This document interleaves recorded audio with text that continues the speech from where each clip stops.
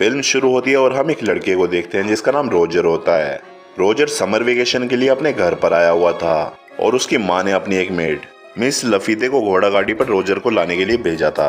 अब घोड़ा गाड़ी पर घर आते हुए रोजर की नज़र मिस लफीते के पपीतों के ऊपर पड़ जाती है और रोजर का छोटा चेतन पैंट से बाहर निकलने के लिए उछलने लगता है। और अब मिस लफीते भी समझ जाती हैं कि रोजर उसके पपीतों के दर्शन लेकर मजे ले रहा है, पर वो उस टाइम रोजर को कुछ बोलती नहीं है। और फिर वो दोनों रोजर के घर पर भी आ जाते हैं और घर आते ही रोजर की फैमिली उसका वेलकम करती है। तभी रोजर की मॉम की नज़र उसकी पैंट पर पड़ती है और वो उससे पूछती है, तुम्हारी पैंट पर ये रबड़ी कहाँ से आई है। दरअसल रास्ते में मिस लफीते के उछलते हुए पपीते देखकर रोजर के छोटे चेतन का दम निकल गया था। तभी वहाँ खड़ी रोजर की मौसी उसे बोलती है कि इस उम्र में तो ऐसा होता ही रहता है, और वो अपने हाथों से रोजर की रबड़ी को साफ करने लगती है। और इसके बाद रोजर अपनी छोटी बहन से मिलता है जिसका नाम बर्था होता है। फिर बर्था रोजर को घुमाने के लिए जंगल में लेकर जाती है और वहाँ पर रोजर की मुलाकात मिस लफीते से होती है। बाद में बात करते हुए मिस लफीते का सूसू आने लगता है और वो रोजर के सामने ही अपनी स्कर्ट ऊपर करके पेड़ों को पानी देने लगती है।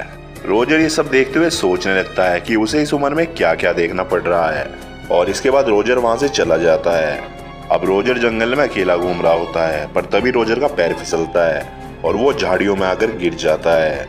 और वहाँ पर रोजर को किसी लड़के की हंसने की आवाज़ सुनाई देती है और रोजर ये सब देखकर डर जाता है और वहाँ से अपने घर भाग जाता है। रात को रोजर अपनी फैमिली के साथ डिनर करता है और डिनर करने के बाद वो अपने कमरे में सोने के लिए चला जाता है।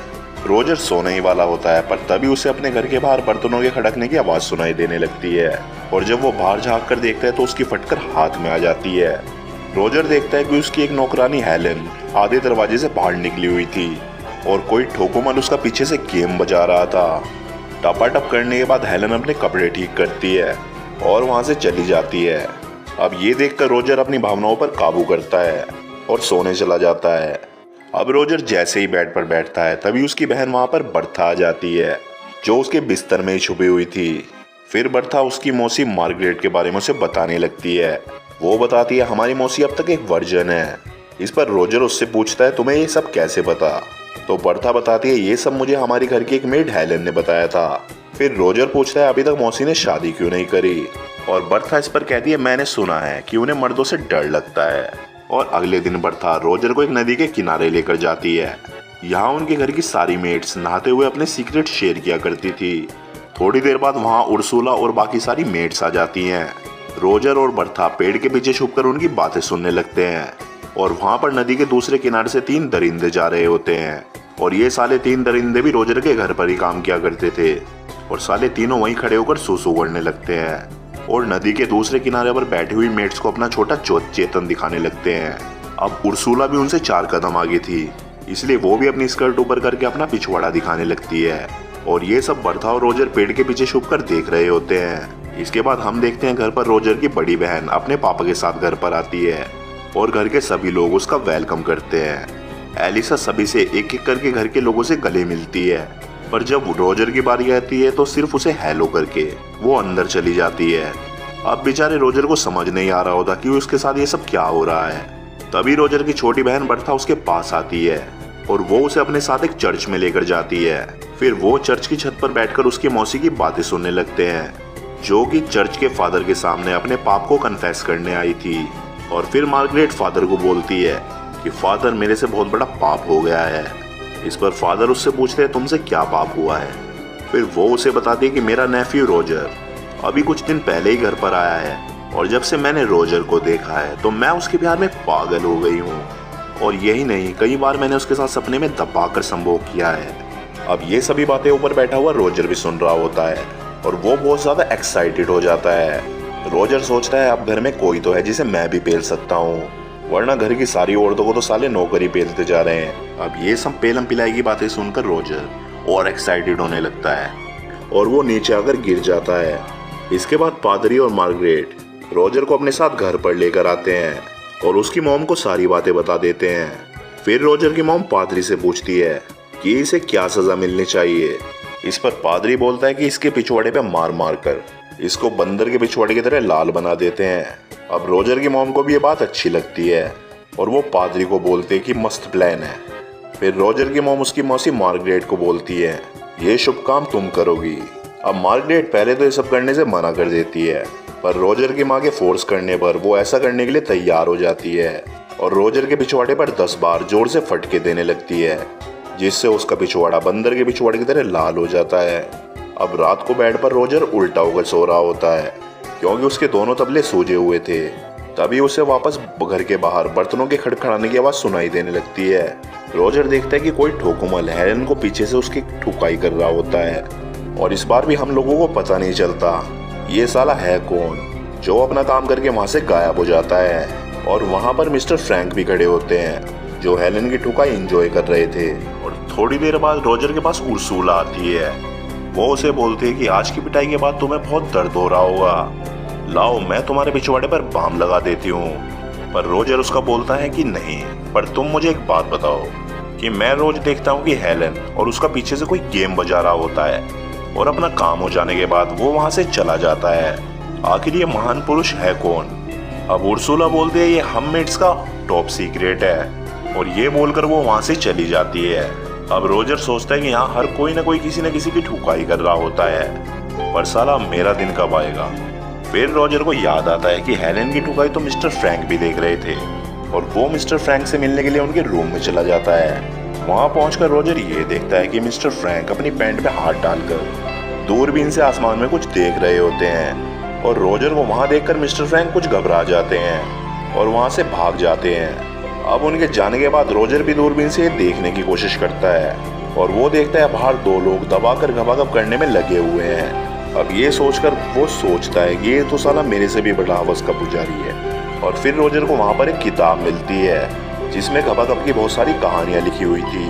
फिर रोजर उस किताब को अपनी पैंट में छुपा लेता है और वहां से चला जाता है। अब रोजर वहां से जा ही रहा होता है, तभी उसे अपने पेरेंट्स की आवाजें सुनाई देने लगती हैं, जो वहां पर घबाघब कर रहे थे। रोजर की होल से अंदर झांकता है और देखते हैं उसके पापा उसकी मम्मी की अनबॉक्सिंग कर रहे हैं। तभी वहां अलीसा का मंगेतर रोनाल्ड आ जाता है और रोजर को झांकते हुए पकड़ लेता है। फिर रोजर उसे बोलता है, प्लीज तुम मेरे पेरेंट्स को कुछ मत बताना, और तुम जो बोलोगे मैं वो ही करूंगा। अब रोनाल्ड भी इस मौके का फायदा उठाता है और रोजर से अपनी कार साफ करवाता है। इसके बाद हम देखते हैं रोजर एक अस्तबल में छुपकर उस रोमांटिक बुक को पढ़ रहा होता है, और उस किताब को पढ़ते हुए वो अपनी पैंट में हाथ डालकर उससे घोड़ा गाड़ी चलाने लगता है। पर तभी वहां पर उनका एक नौकर आ जाता है और रोजर उसे देखकर कमरे में छुप जाता है। और थोड़ी देर बाद हेलन भी वहां आकर मुर्गी को दाना डालने के लिए आती है, और वो नौकर उसे वहीं फंसा देता है और साथ ही पीछे जाकर उसका गेम बजाने लगता है। अब हेलन वहां पर रोजर को देखती है और वो उसे अपनी हेल्प करने के लिए बोलती है।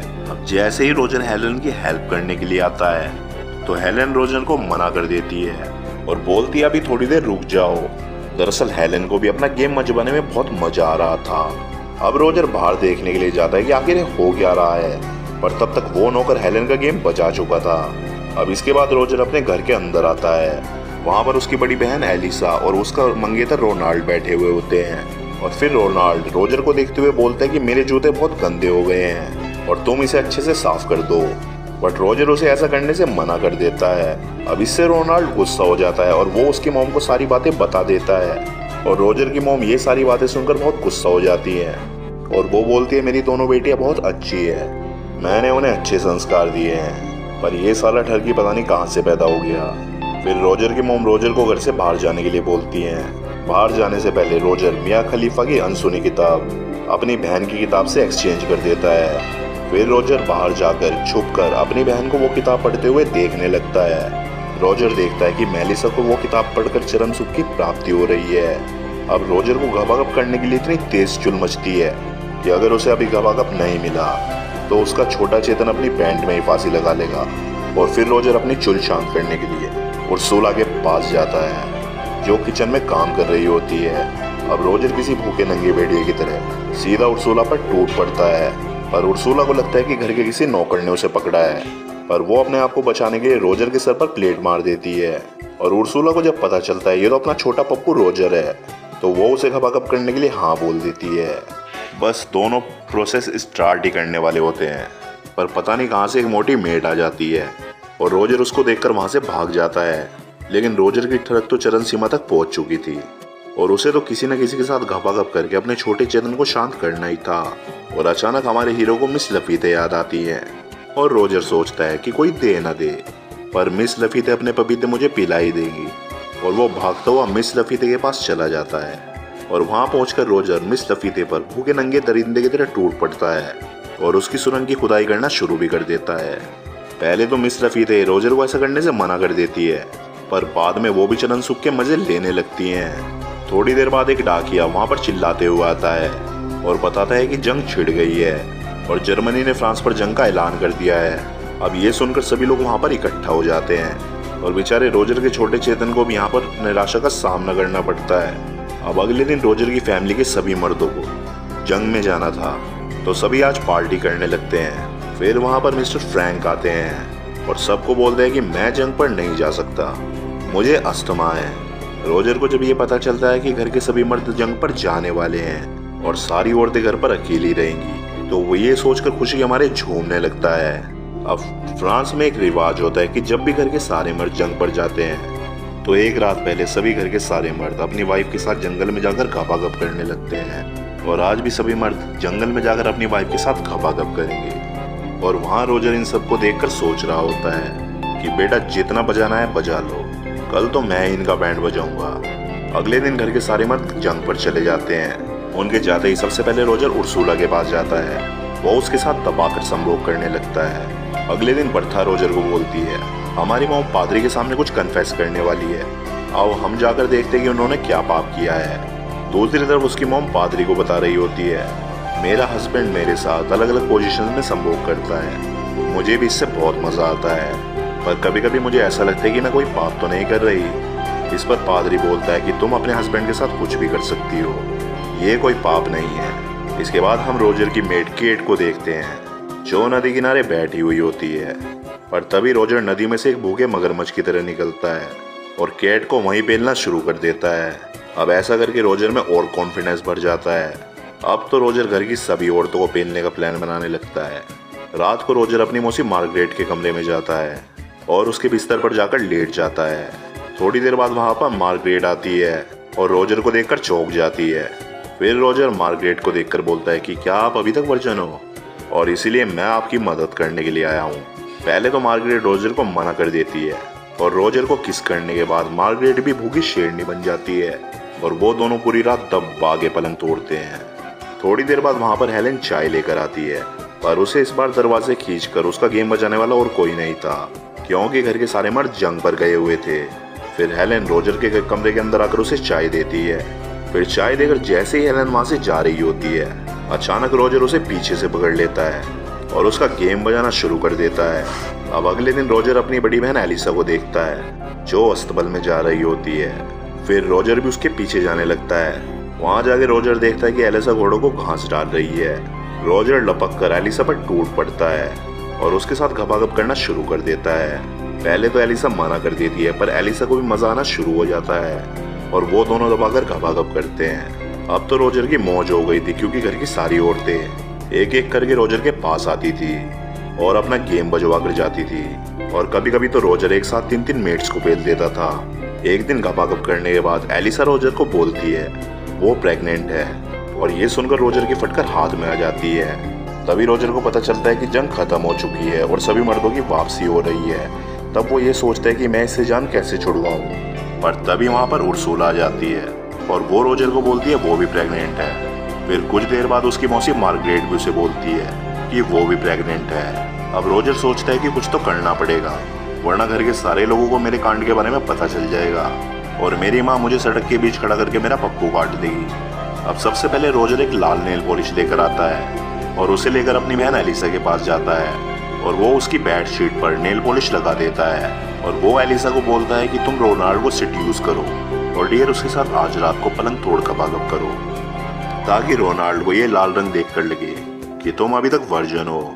इसके बाद वो अपनी मासी मार्गरेट के पास जाता है और उसको बोलता है तुम मिस्टर फ्रैंक से शादी कर लो, क्योंकि वो आपसे बहुत प्यार करते हैं। और ये सुनकर मार्गरेट भी शादी के लिए मान जाती है। इसके बाद वो उर्सुला के पास जाता है और उसे शादी के लिए प्रपोज करता है, पर उर्सुला उसे शादी करने के लिए मना कर देती है, क्योंकि वो पहले ही किसी काणे आदमी को पसंद करती थी। अब तीनों औरतों की एक साथ शादी हो जाती है और किसी को पता भी नहीं चलता कि रोजर ने पीछे से क्या कांड फैलाया था। उसी रात रोजर हेलन के साथ पलंग तोड़ संभोग करता है और कुछ दिन बाद हेलन भी रोजर को बताती है कि वो प्रेग्नेंट है। अब रोजर की भी छुट्टियां खत्म हो चुकी थी और वो स्कूल जाने के लिए अपने घर से निकल ही रहा था और रोजर जाने से पहले हेलन को बोलता है कि तुम्हारे लिए भी मैं एक पति का इंतजाम कर दूंगा। इस पर हेलन रोजर को बोलती है कि इसकी कोई जरूरत नहीं है, मुझे तो लगभग घर के सभी मर्दों ने पेला है, मैं ये मटका किसी के भी सर पर जाकर फोड़ दूंगी। फिर रोजर वहां से चला जाता है और कुछ इसी तरीके से ये मूवी यहाँ पर खत्म हो जाती है।